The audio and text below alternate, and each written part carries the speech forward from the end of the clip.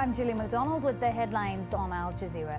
US President Barack Obama is trying to rekindle faltering Middle East peace talks.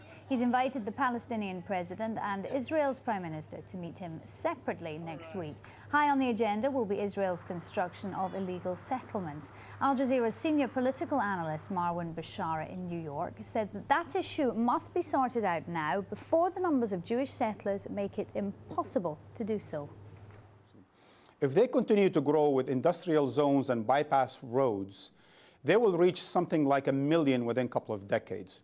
How then can you separate Palestinians from Israelis with 200 settlements, perhaps 300 settlements by then, and 1 million Jewish settlers among a population of, say, 2.5 million Palestinians? It would be impossible. And hence, the whole idea of two-state solution becomes improbable, and everyone would have to go back to the drawing board. Marwan Bashara there.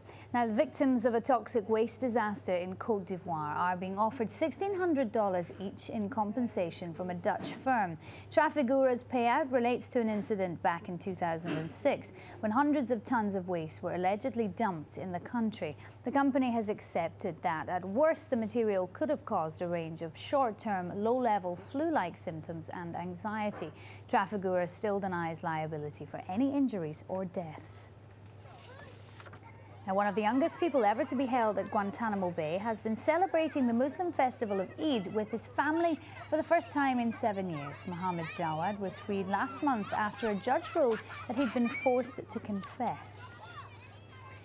In Malaysia, the fireflies, which attract thousands of tourists each year, are under threat from large-scale deforestation. The government has now stopped the destruction of the nipa and sago trees, which are crucial to the insect's short life cycle. But Veronica Koo from the Forest Research Institute of Malaysia says that it may be too little, too late.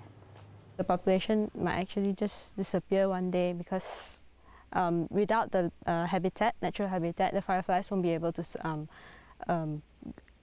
increase the population because their life cycle, the early stages of their life cycle, depend on natural habitat, which is behind the Berumbang.